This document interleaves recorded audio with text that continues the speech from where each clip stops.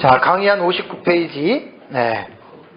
아까 전 시간에 조금 시간이 제가 이제 내용 한 단락을 마치느라고 시간이 조금 오버가 됐는데, 71회에서 26비절부터 27절까지 7가지의 단락이 나오는 것 중에 한 가지가 한 일회가 시작될 때 언약을 맺는 것 빼놓고 나머지 6가지는 후3년반에 일어나는 거예요. 그러니까 71회에 정말 어떻게 보면 가장 하이라이트가 후3년반에 이루어지는 사건에 대해서 하나님이 말씀을 한 거거든요. 그 중에서 6가지 사건 중에 첫 번째를 전 시간에 마지막에 제가 한 거예요. 그래서 종교적인 박해로 한 왕이 백성이 와서 성읍과 성소를 무너뜨린다. 아주 이 내용이 역사 세계 속에서 성읍과 성소를 무너뜨리려면 지금 예루살렘 성은 있지만 지금 성전 없어요. 아직 건축 안 됐어요. 근데 이스라엘은 다 준비해놨어요. 제사장도 다 준비해놓고 의복, 성전 안에 들어가는 기물까지 다 벌써 준비 완료해놨어요. 네. 법궤도 있나요? 법궤도 다 만들어놨다 그래요. 만든 거죠. 네, 다 만들어 놓고 이제 준비하고 그 카운트다운만 기다리는데 이제 그때가 언제냐는 상당히 정치적으로도 아주 예측할 수 없는 그런 상황이기 때문에 어쨌든 그렇게 우리 보는 건 괜찮아요. 그렇게. 다만 교회하고는 전혀 상관없는 거예요. 뭐 교회가 도와준다 그런 말을 하면 안 돼요. 그건 유대인들의 자기 민족의 일이고 구약 종교를 회복시키는 일이니까 그건 우리가 이제 생각할 필요가 없습니다. 그래서 이제 한왕의 백성이 이제 등장해서 아까 전 3년반에 유대인들과의 어떤 딜을 통해서 그들에게 어떤 호의를 받는 일을 했다가 후 3년반에 갑자기 변화가 돼가지고 그죠? 그러나서 이제 4대 열강의 전쟁을 통해서 예루살렘 성의 제 종교적인 박해가 일어나고 핍박이 일어나고 이제 그러고 나서 이제 여기서 전쟁이 지금 일어나면서 유브라데 전쟁까지 제가 여러분들에게 말씀을 드렸습니다. 그래서 그 성읍과 성소는 아브라함 시대부터 모리아 산부터 이 지금까지 이루어졌던 4000년의 역사를 여러분들이 성전 역사를 잘 연구하셔야 돼요. 그리고 아까 그 유대인들의 1000년 전에 기도문에서 보아서 알듯이 제가 이번에 통곡의 그 벽을 처음 가봤잖아요. 작년에. 저도 이스라엘 처음 가봤습니다. 진짜 처음 가봤습니다. 예수님 36년 믿는 동안에 처음 가봤는데 너무나 감사해요. 통곡의 벽에 딱 가가지고 제가 기도 한번 딱 한 게 딱 하나 있어요. 아멘 주 예수여 오시옵소서. 그것만 딱 기도하고 왔어요. 유대인들 종이 쪽지에다가 눈 뜨고 기도하고 난리야 난리. 그 동영상 싹 담아왔어요. 제가 싹 담아왔는데 어쨌든 인류 마지막의 소망은 예수님의 재림이거든요. 예수님의 재림이고 그래서 이제 이렇게 봤습니다. 자, 그럼 두 번째 사건을 봅니다. 후 3년반의 두 번째 사건이에요. 그가 그 일회의 절반의 제사와 예물을 금지할 것이며 아까 성읍과 성소를 파괴했어요. 그죠? 그 다음에 내리는 것이 뭐냐면 제사와 예물 드리지 말아라라고 종교적인 박해를 또 하는 거예요. 그럼 여기에 절반이라고 하는 말이 해치라고 하는 말인데 요건 하차에서 유래가 됐고요. 하얼투로 말합니다. 반, 가운데, 미들, 중간, 이 해치는 그걸 말하는 거예요. 그러면 요 부분에서 이제 다니엘서 9장 27절에 그 주의 한 가운데에 라고 이렇게 말을 하는데 여러분들이 오해를 하면 안 될 게 60페이지 세 번째 줄 있잖아요. 이 기간의 마지막 절반은 다니엘서 11장 11절에 1290일로 상술되어 있다라고 하는 말은 제 말이 아니고 146페이지에 원어 신학 사전에 있는 내용을 제가 넣은 거예요. 이건 아니에요. 이 말은 아니에요. 그러니까 제 견해가 아니라 원어 사전에 있는 견해를 줬는데 원래 마지막 절반은 1290일 아니에요. 1290일은 후 3년반 끝나고 지금 멸망하는 그거잖아요. 그 과정을 말하는데 이건 제 견해가 아니라는 것만 여러분들이 이해하시면 되고 그 밑에 일회의 절반 이 문구는 일회의 절반 동안에를 의미하지 않아요. 절반 동안에를 의미하지 않고 오히려 일회의 절반이 지났을 때인 일회의 중간을 말합니다. 그러니까 7년으로 말을 한다면 3년 6개월이 지난 또 다른 3년 6개월의 시작이다. 이렇게 여러분들이 생각을 하셔야 됩니다. 그러니까 본 뜻은 이래의 절반 동안에 제사가 그치는 게 아니고 이래의 중간에 왔을 때 제사를 그친다라고 하는 의미예요. 할트라고 하는 단어가. 그래서 이제 이강국 목사님 같은 경우는 한 5년 전에 가봤더니 또 이거를 대단한 발견이라고 해서 하는데 하여간 어쨌든 그래요. 우리는 딱 말 그대로 중간입니다. 전 3년반, 후 3년반, 바로 그 중간에 전 3년반 끝나고 그 중간을 말을 한다라고 하는 것을 여러분들이 이제 생각을 해야 됩니다. 우리 앞에서 살펴본 대로 한 왕은 요일신을 섬기는 이스라엘을 침공했어요. 자, 성읍과 성전을 무너뜨렸어요. 유대인들이 드리는 구약적 개념의 하나님을 섬기는 예법인 제사와 예물을 금지했어요. 과거의 역사가 생각이 안 나나요? 다니엘서 8장에 나오는 구약의 적 그리스도의 모형인 안티오코스가 아니라 안티오코스예요. 안티오코스 에피파네스 4세. 그대로 그 일을 하는 거죠. 그 일을 그대로 하는 거죠. 그래서 종말론을 공부할 때는 성경에 대한 다양한 많은 깊은 지식들이 우리에게 있어야 종말론을 더 쉽게 이해를 할 수가 있습니다. 네. 그래서 아까 계시록 11장에 본 대로 안티오코스 4세 에피파네스는 구약의 적 그리스도의 모형으로 알려진 인물이고요. 구약적 사실에 모티브를 두고 이래의 절반에 그와 같은 사람이 나타나서 이스라엘 백성들을 종교적으로 박해할 것이다 라고 하는, 제사와 예물을 금지할 것이다 라고 하는 이제 그 사실을 여러분들이 기억하시면 됩니다. 그러면 제사와 예물을 금지한다라고 하는 이 해석은 어떻게 사람들은 할까? 자, 전통적 메시아학파, 이것은 이제 무천년 계열이 됩니다. 이분들은 제사와 예물을 금지할 것이며의 전통적 메시아 해석자들의 해석을 보면 주인공은 예수 그리스도예요. 그러니까 예수 그리스도가 십자가의 죽음으로 말미암아 제사와 예물을 드릴 필요가 없다. 그들은 이렇게 본문을 해석하는 거예요. 이거는 무천년 신학에서는 맞아요. 그죠? 자, 우리가 신학시대 예수님이 죽음으로 말미암아 우리가 짐승제사 지냅니까? 안 지냅니까? 안 지내잖아요. 그러니까 이들은 70일을 그렇게 해석하는 거예요. 지금 뭐라 할 필요는 없어요. 우리는 이해하면 되니까. 근데 이거는 우리는 70일에 제사와 예물을 금지하는 것은 그리스도인, 기독교인들은 제사와 예물을 안 지내잖아요.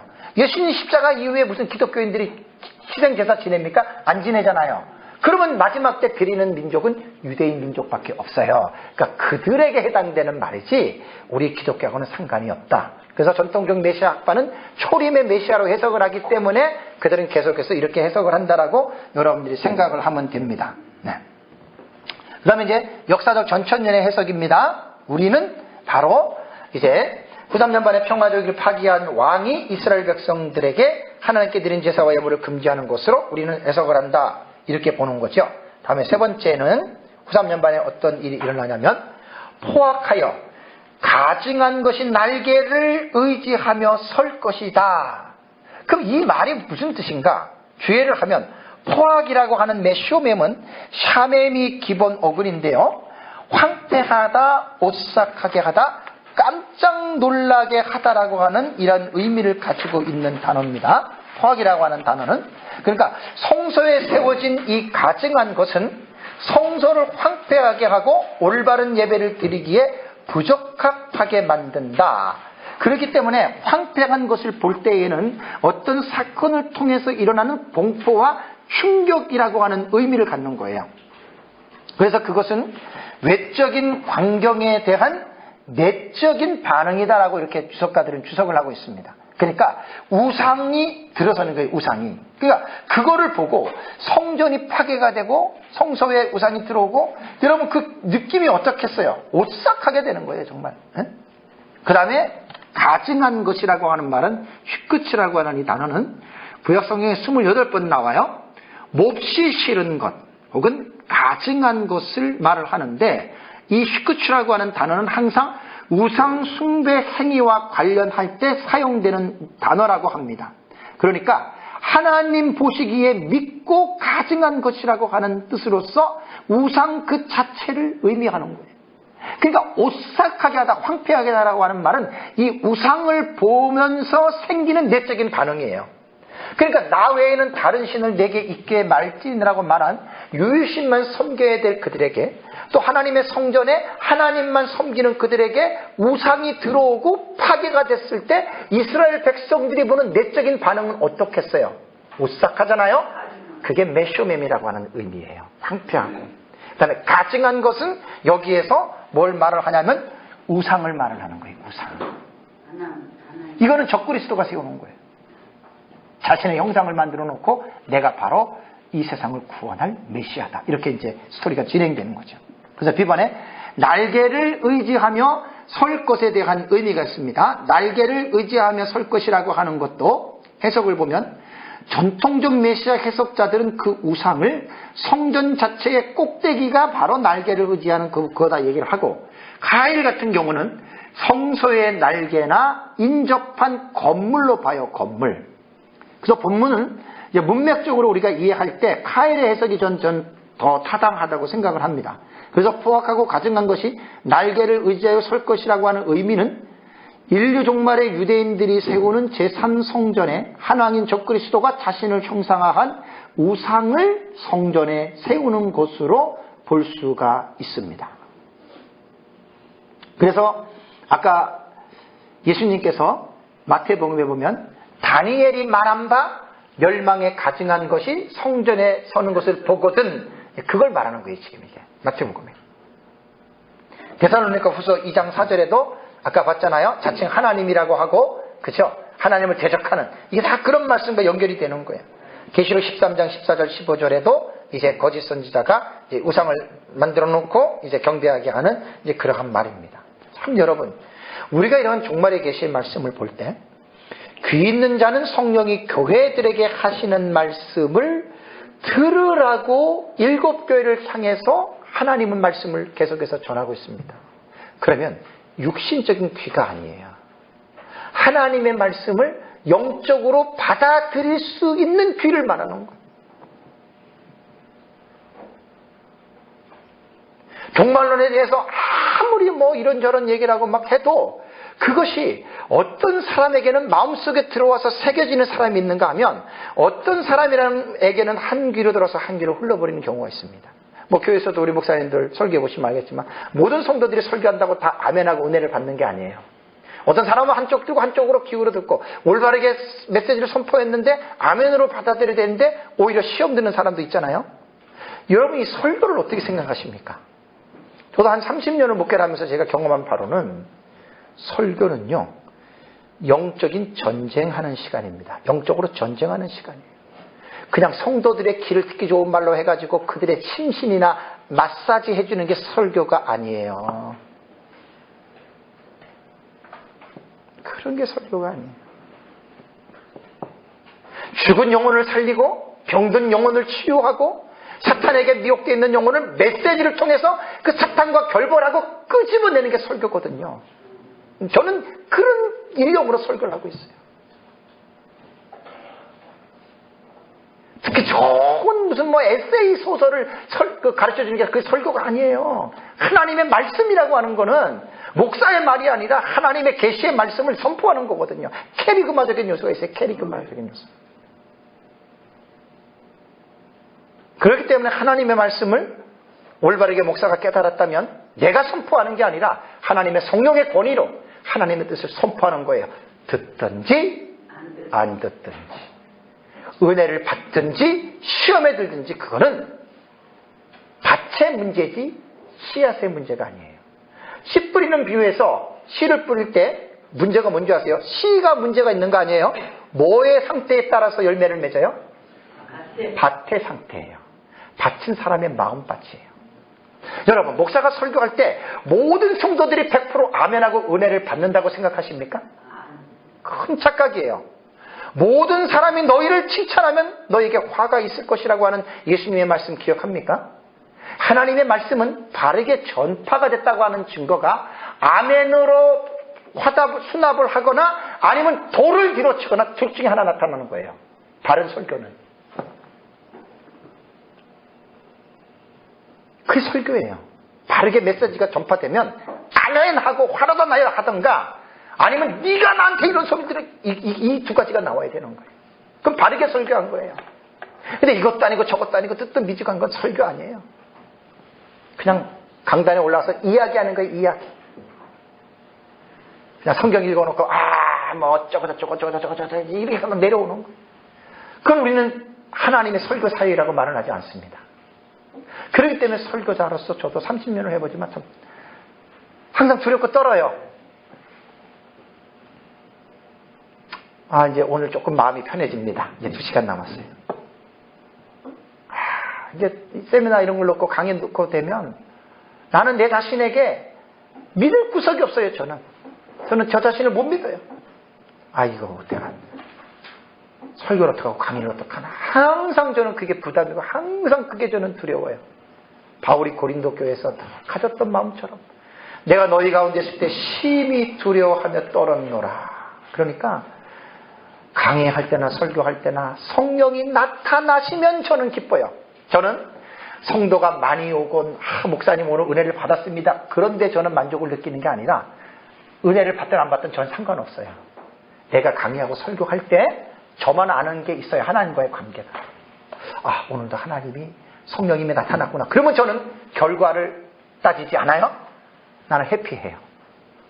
우리 성도님들 좀 두 분 앉아 계시는데 우리 또 제 안에도 있지만 몇 명 안 돼. 우리 성도님들 권사님 한 분 나오면 땡이에요. 또 우리는. 그런데도 저는 설교를 하거든요. 저는 만족을 어디서 하느냐? 이 시간에 하나님의 성령이 나에게 나타난다는 그걸 보는 거예요. 성령 나타나고 소리만 빽빽 지른다고 성령 나타난 거 아니에요. 하나님은 인격체거든요. 성령은 그 인격적인 하나님이 나같이 무지하고 부족하고 무능한 자에게 그분이 이 시간에 역사하셨느냐. 난 이것만 딱 확인만 되면 할렐루야예요. 더 이상 생각 안 해요. 주일날 3명 앉혀놓고 예배 드리는데 그래도 난 1시간 설교 기본하거든요.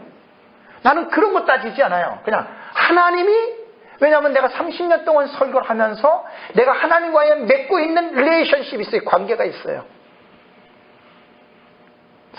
관계가 있어요. 그것만 내 안에서 확인되면 저는 행복합니다.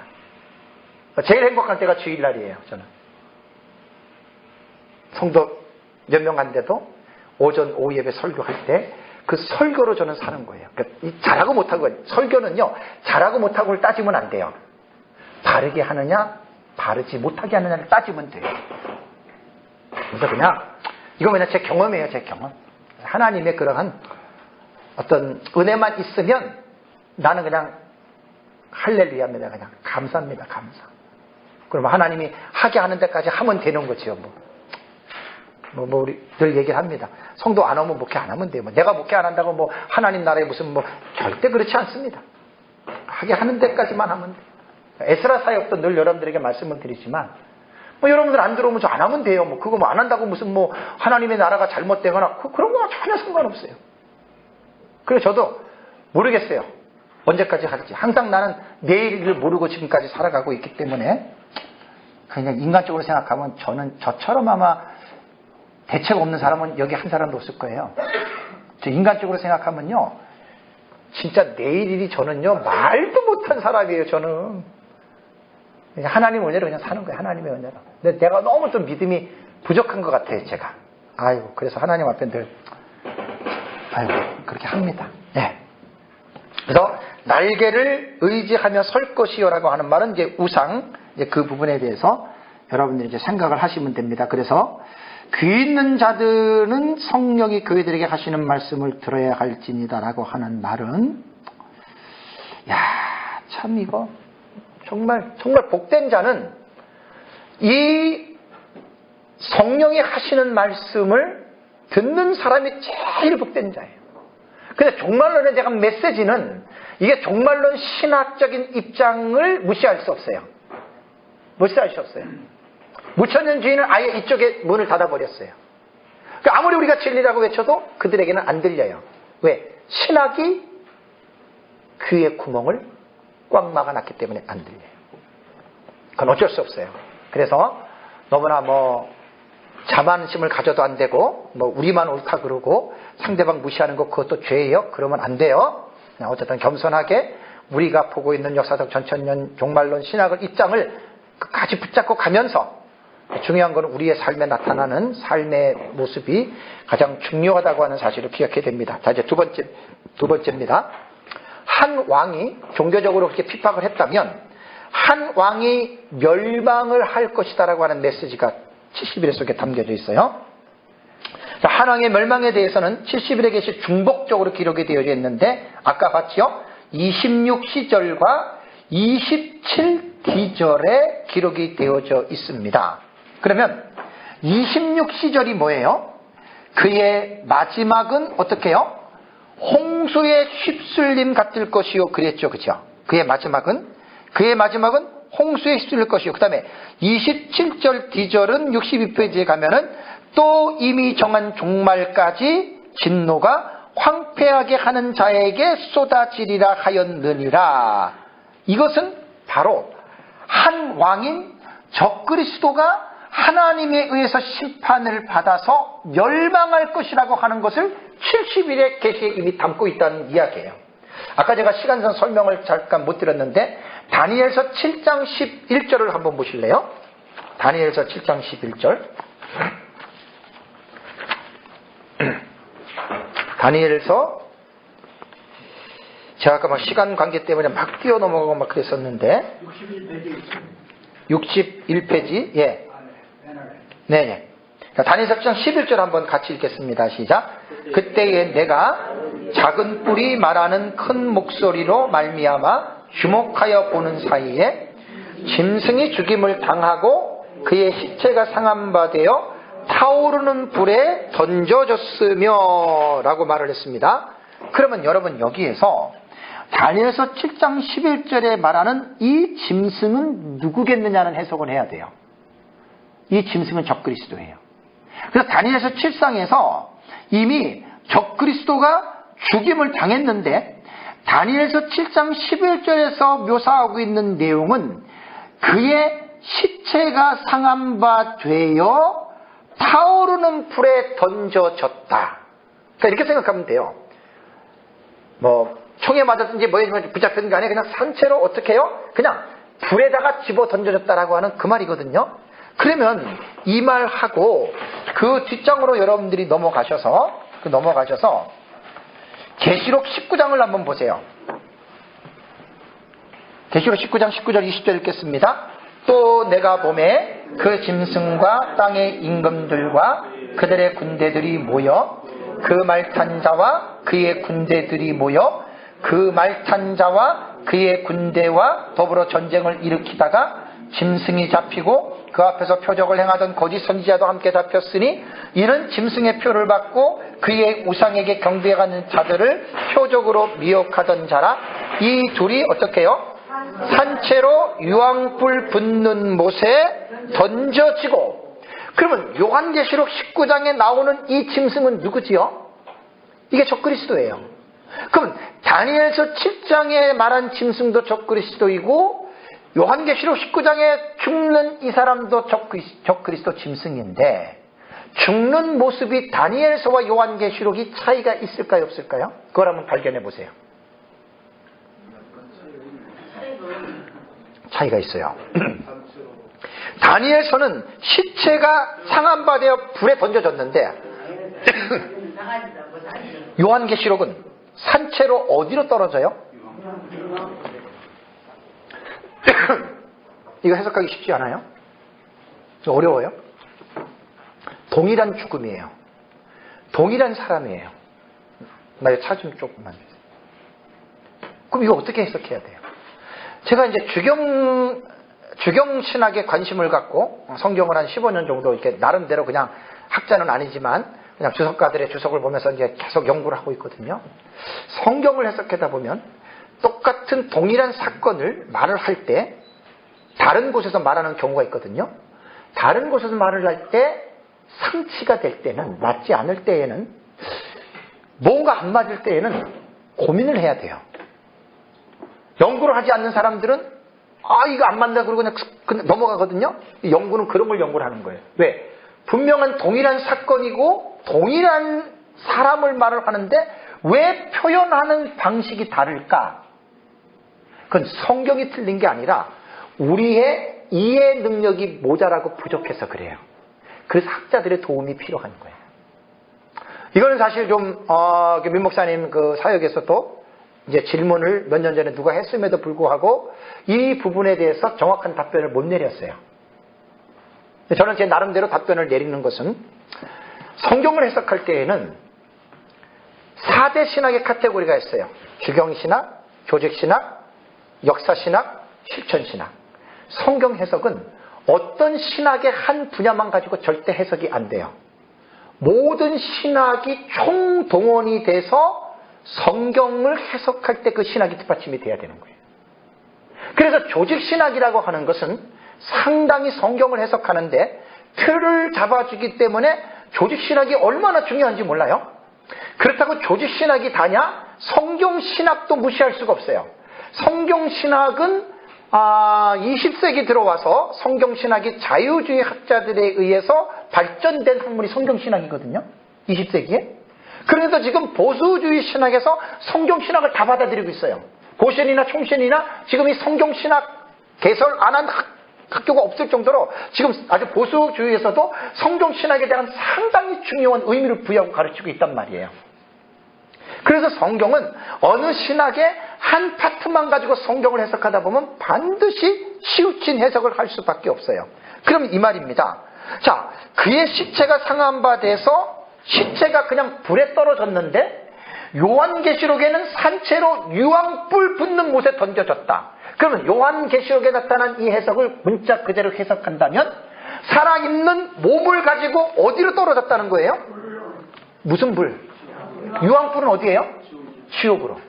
문자적인 해석을 하면 다니엘서는 몸이 불에 떨어진 거고 요한계시록에는 지옥으로 떨어진 거예요. 어떻게 생각하세요? 이걸 여러분들 성경적으로 신학적으로 매칭시킬 수 있겠어요? 이게 제가 봤을 때는 제가 볼 때 요한계시록이 많이 맞는 것 같아요. 원어적으로 좀 접근을 해가지고. 예. 그러니까 이 상한 바 됐다는 거는 이미 훼손이 그러니까 지옥에 갔다는 것 자체가 이미 죽었다는 거잖아요. 예. 그래서 타오르는 그러니까 지옥에 갔다는 것 자체가 이미 시체라고 해석이 될 수도 있고, 그리고 상한 바 됐다고 얘기할 수 있지 않을까요? 예. 약간 좀 원어적으로 접근. 그렇죠. 그것도 이제 그럴 수 있는데 이제 조직신학적인 틀을 무시할 수 없는 게, 자 보세요. 살아있는 몸이 지옥을 갈 수 있습니까? 없습니까? 없잖아요. 살아있는 몸으로 천국 갈 수 있습니까? 없습니까? 이건 조직신학에서 내려진 건전한 신학 틀이거든요. 그러면 요한계시록에서 산채로 유황불 붙는 못에 떨어졌다라고 하는 말은 문자적으로 해석을 하면 안 되는 거예요. 조직신학적으로 볼 때는 몸이 지옥을 떨어졌다는 게 아니라 이 당시에는 부활 이전이기 때문에 뭐만 지옥에 떨어진 거예요? 영혼만 떨어진 거예요. 그러면 산채로 몸에 떨어졌다라고 하는 말은 다니엘서에 가면은 살아있는 대로 그 몸이 어떻게 불에 던져졌다. 그러니까 적그리스도가 죽을 때는 불 붙은 못에 집어 던져져서 그 몸이 타서 죽었는데 죽음과 동시에 영혼은 어디 갔어요? 지옥으로 떨어간 거예요. 제 해석이 합리성이 있어요, 없어요? 합리성이 있죠, 그렇죠? 그러니까 이렇게 해석을 하는 거예요. 그러니까 요한계시록은 문자 그대로 산채로 지옥 갔다 그러니까 하나님이 이 육체 그대로 지옥을 집어넣었다 이렇게 보거든요. 그건 조직신학적인 관점으로 볼 때는 그건 맞는 게 아니에요. 그렇게 해석하면 안 돼요. 근데 모세의 그 반란을 일으켰을 때도 예. 저들이 하나님을 경험했으면 딱 지옥이 열려가지고 그 지옥에 간다고 했잖아요. 네. 하나님께서 판단해 주실 거로. 그 실제로도 산채로 그 집안 사람들 전체가 갔잖아요. 그러니까 산채로 들어간 것은 지진에 의해서 땅속에 들어갔을 뿐이지 몸은 지옥을 간 게 아니죠. 왜냐하면 중간기의 그 과정이 있잖아요. 사람이 지금 죽으면 몸은 땅에 있고 영혼만 천국 지옥 가는 거예요. 이 몸이 지옥 가고 천국 간다 그러면 그거는 말이 안 되는 거예요. 그건 조직신학의 기본적인 지식이 없는 사람들이에요. 그래서 요한계시록을 딱 해석할 때에는 산채로 유황불 묻는 지옥으로 떨어졌다라고 하는 말은 육체가 지옥을 갔다는 말이 아니에요. 이해가 되세요? 그래서 심판 때는 이제 부활시켜서 그렇죠. 근데 이것은 지금 요한계시록 19장은 아마겟돈 전쟁에서 붙잡혀가지고 죽는 거기 때문에 부활 이전의 상태예요. 그렇기 때문에 영혼만 가는 거예요. 이해되시죠? 제가 성경을 해석하면서 참 감사한 거는 너무 재밌어요. 그냥 성경은 이렇게 합리적인 해석을 시도하지 않고 그냥 산채로 지옥에 떨어졌다 그래가지고 적그리스도는 그냥 육체를 가지고 지옥 떨어졌다. 그러면 그거는 말이 안 되는 거예요. 그건 조직신학적인 입장에서 볼 때는 그건 해석이 잘못된 거예요. 그래서 성경 해석은 상당한 이게 지식도 필요하고 실력도 필요하고 정말 성령의 감동 이게 얼마나 필요한지 몰라요. 그래서 이런 부분들을 못하면 성경을 갖다가 우리가 그릇된 방법으로 풀어갈 수가 있다는 이야기입니다. 그래서 제가 이 부분은 전에 내가 이제 계시록 할 때 여러분들에게 많이 말씀을 드렸던 내용이기 때문에 이거는 절대로 충돌되는 해석이 아니에요. 똑같은 사건인데 다니엘이 봤던 해석하고 사도 요한이 봤던 것하고 똑같아요. 다만 표현상 기술할 때에 이렇게만 표현했을 뿐이지 내용은 같은 내용이다라고 여러분들이 생각을 하시면 됩니다. 그 다음에 다니엘서 11장 45절 보시면 다니엘서 11장 45절에 그가 장막 궁전을 바다와 영화롭고 거룩한 산 사이에 세울 것이나 그의 무엇이 이르리니 종말이 이르리니 도와줄 자가 없으리라. 아까 말씀드렸어요. 다니엘서 11장 40절과 45절에 나오는 3인칭 단수인 그는 안티오코스 4세 에피파네스가 아니에요.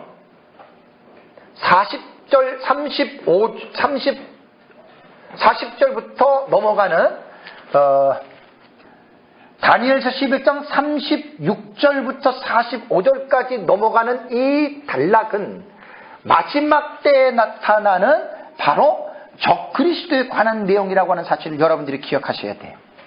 그래서 이 적그리스도의 종말이 이르리니 도와줄 자가 없어요. 그래서 요한계시록 가면은 그렇게 해가지고 잡아가지고 짐승과 거짓 선지자가 그냥 지옥불로 떨어지는 거예요. 그냥 죽임을 당한 자라는 그 말입니다. 그 다음에 이제 A번에 보면 그의 마지막은 홍수에 쏠릴 것이며에 대한 연관된 사건은 아마겟돈 전쟁입니다.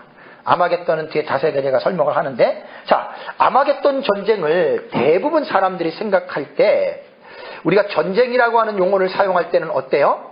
이 땅에서 나라와 나라 간의 싸움을 우리는 전쟁이라고 그러죠. 그렇죠? 그래서 아마겟돈 전쟁이라고 하는 이 용어가 과연 합당한가라고 하는 제가 의구심을 갖게 돼요. 왜냐하면 아마겟돈의 전쟁의 양상을 볼 때에는 이거는 뭔가 말이 안 맞아요. 왜? 보통 이 지상에서 이루어지는 전쟁은 국가와 국가 간의 전쟁인데 아마겟돈 전쟁을 여러분 요한계시록을 살펴보면 국가와 국가 간의 전쟁이 아니에요. 하늘의 군대와 이 세상의 군대와의 싸움을 말하는 거예요. 그러면 하늘의 군대는 군사가 누구냐? 누구예요? 백마 타고 내려오는 그 군사들이 누구예요? 조중인들이에요. 조중인들. 부활체란 말이에요. 그러니까 아마겟돈 전쟁도 무조건 막 전쟁에서 이렇게 사람 간의 싸움으로 생각하지 말고 아마겟돈 전쟁의 내용이 백마 타고 내려오시는 그리스도와 함께 그 뒤를 따르는 백마 탄 군대는 천사도 아니고, 물론 천사가 대동하기는 하지만 그 백마 탄 군대는 첫째 부활자들인 두중인들입니다. 지상에서 미사일이나 핵이나 아주 레이저 총을 만들어가지고 4차 산업시대가 발전돼가지고 막 기가 막힌 신무기를 개발했다 하더라도 그 무기가 부활체를 죽일 수 있습니까? 없습니까? 아이고, 어림도 없지요. 부활체가 왜 죽어요? 부활체는 죽지도 않고 병도 안 걸리고 근데 그 부활체를 죽일 수 있어요? 그 벌써 아마겟돈 전쟁의 양상을 딱 기본적으로 이게 세팅을 해보면 이게 전쟁이 아니에요. 전쟁이라고 볼 수 있어요. 뒤에 내가 자세하게 설명을 드릴게요. 아마겟돈 전쟁에 대한 부분에 대해서. 하늘에 속한 군대의 일방적인 심판을 말하는 것입니다, 여러분. 싸움이라고 말을 하면 안 돼요. 전쟁이라고 말을 해도 안 돼요. 그래서 아마겟돈 전쟁은 요한계시록의 위치를 한번 보세요. 요한계시록의 위치에 보면 한 일의 마지막 셋째 화인 7번째 나팔이 불려질 때 7 대접재앙이 쏟아지면서 6번째 대접이 아마겟돈 전쟁이라고 나오는데 제가 심판이라고 제가 써놨어요.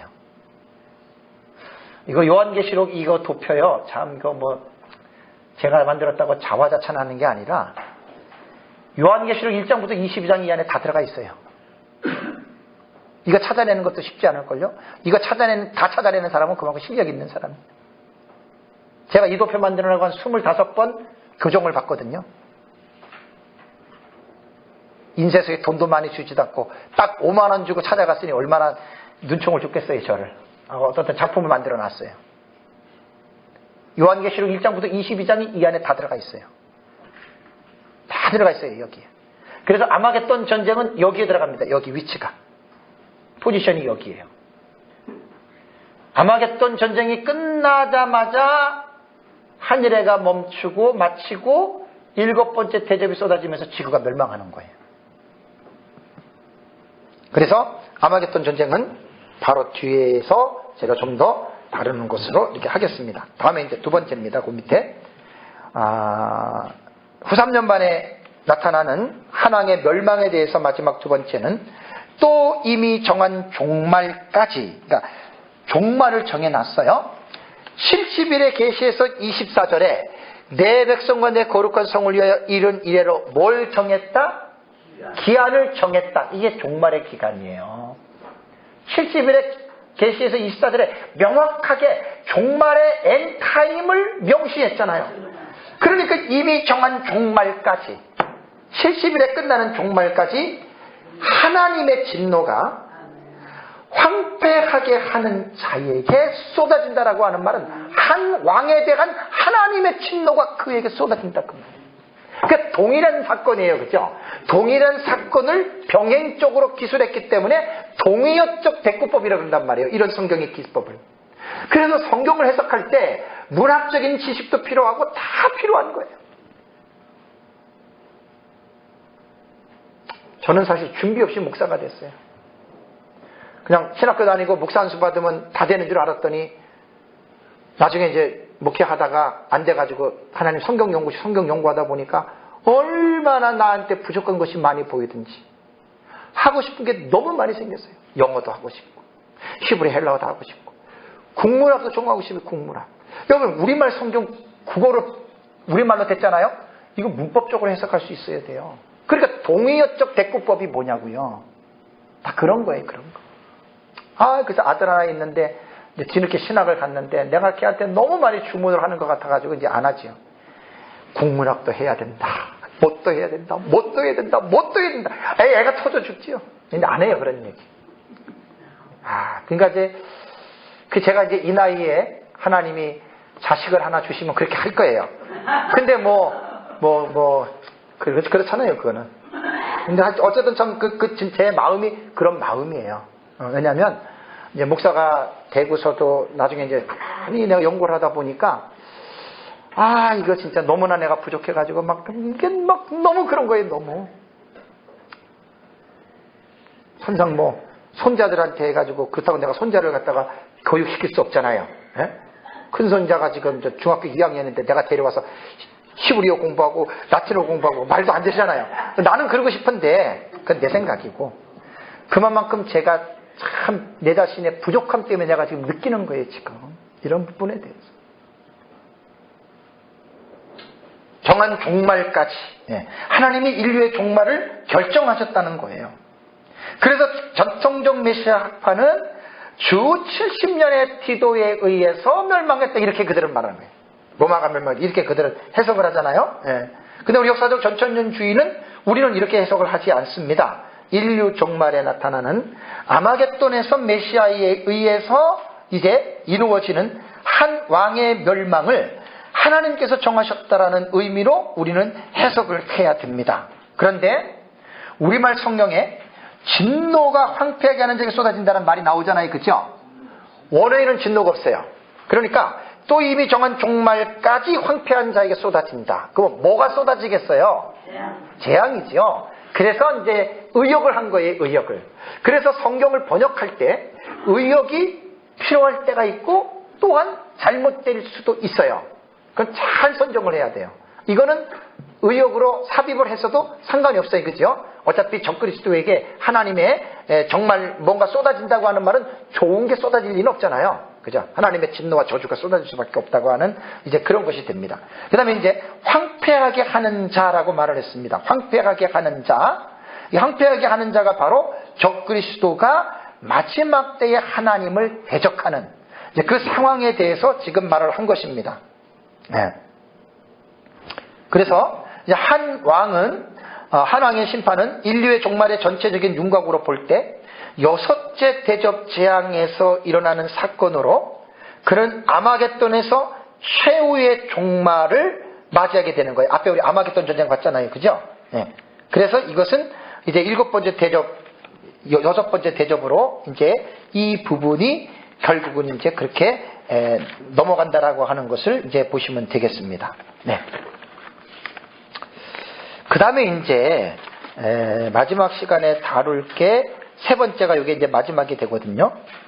한 일의 마지막에 일어날 분명한 현상들이 있는데, 요거는 제가 다음 시간에 이제 조금 있다가 뭐 거의 끝나게 됐으니까 요건 제가 이제 마지막에 하는 걸로 하고, 잠깐 제가 이 시간 때문에 막 중간에 막 뛰어 넘어간 게 사실 되게 많아요.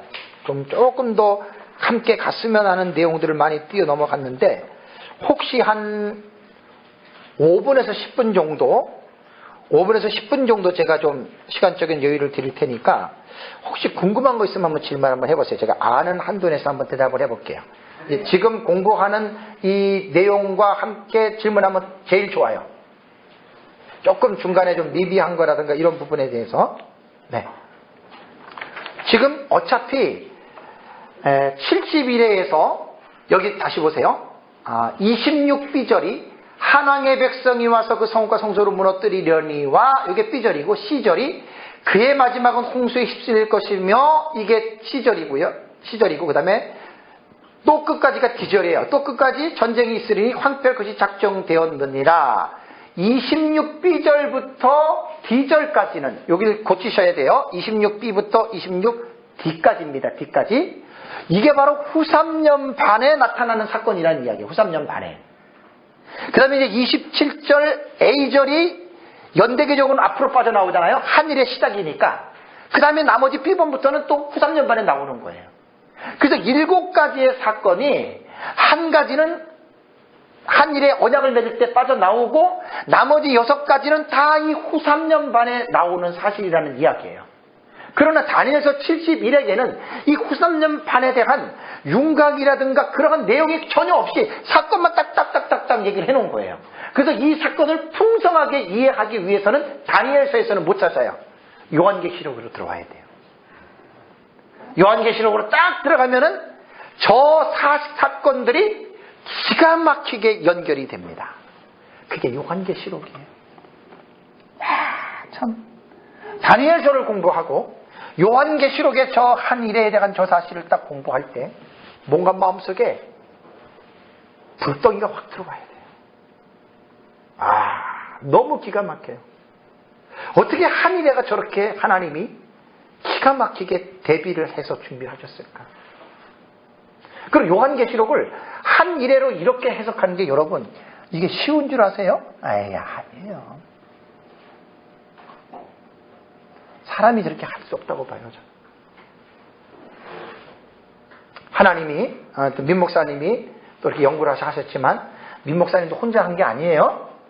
다 그 시대에 스승들이 있었고 주변에 아는 분이 있었고 그분도 그 시대의 책을 보셨기 때문에 그렇게 하신 거예요. 해 아래 새 것이 없습니다. 논문은 내 글 아니에요. 제가 쓴 강의안도 이거 제 글 아니에요. 논문식으로 줄을 다 달았어요. 우리 자랑할 거 없어요. 어머니 뱃속에서 태어날 때부터 내가 뭐 헬로우 하우루 이러고 태어난 거 아니잖아요. 예?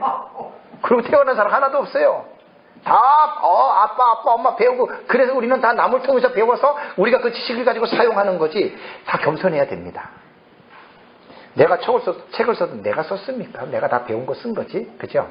그렇게 생각하면 딱 되는 거예요. 특별히 종말의 계시 같은 경우는 이거 나만 깨달았다. 이 인간이기 때문에 자꾸만 이 죄성에서 참 그게 나와요. 내가 했다. 뭐 저도 가끔 나오잖아요. 여기 딱 그냥 주먹으로 그냥 확 쳐야 돼. 그냥 아이고 그 주둥아리라 그래 그냥 이렇게 쳐야 돼.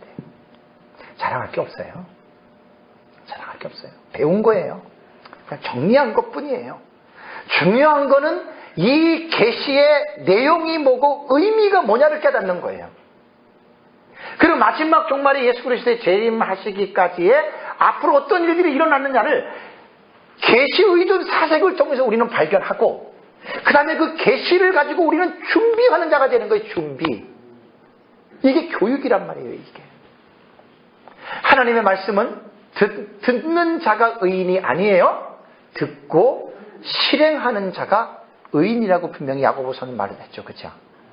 그래서 이게 정말로 공부만 막 열심히 하고 맨날 그것만 가지고 하는 게 아니라 배웠으면 에스라의 자세처럼 배워가지고 남을 가르치는 게 먼저입니까? 아니에요. 에스라를 보면 하나님의 율법을 연구하고 그 다음에 준행하고 해요. 사역자들이 가장 실수하기 쉬운 게 바로 이 부분이에요. 저도 그렇고 배워가지고 무조건 가르치려고만 하죠. 근데 가르치는 게 금방 됩니까? 내 것으로 소화시키고 그것이 내 것에서부터 나올 때에 가르치면은 능력이 나타나요. 근데 내가 그것을 소화 못하고 내 것이 되지 않는 데에 가르치는 것은 별 능력이 안 나타납니다. 그런 부분도 우리는 좀 생각을 해보셔야 돼요. 그래서 70일의 계시는 이제 다음 시간에 제가 마지막 결론을 말씀을 드리겠지만 참 저거 보통 내용이 아니에요. 그죠? 이렇게 정말 귀중한 종말에 관한 메시아에 관한 이러한 놀라운 계시들이 지금 많이 지금 진흙 속에 지금 덮여 있는 거예요. 그리고 전통적 메시아 해석법을 따르는 사람들은 자기들이 가지고 있는 신학적인 틀 때문에 이걸 절대 못 봐요. 싹둑 잘라가지고 70일을 해석하잖아요. 그럼 그런 신학을 가진 사람들은 이렇게 얘기하면 절대 안 들어요. 우리 보고 이상하다 그래요. 그래서 제가 아까 말씀드린 대로 역사적 전천년의 신학을 우리가 가지고 그 역사적 전천년의 신학을 가지고 이렇게 70일을 볼 수 있다라고 하는 것은 나는 하나님이 우리에게 주신 특권이라고 봐요. 특권. 여러분들 그렇게 생각 안 하세요? 아, 내가 어쩌다 하다못해 이런 걸 알아야 돼. 그건 정말 무슨 말도 안 되는 얘기잖아요. 특권이에요. 특권. 신학이 벌써 그렇게 다 형성이 되면 안 보여요. 참 이렇게 보고 우리가 함께 공감할 수 있다라고 하는 사실이 저는 참 하나님 앞에 감사합니다. 잠깐 우리 쉬고 이제 다음 마지막 시간을 갖겠습니다.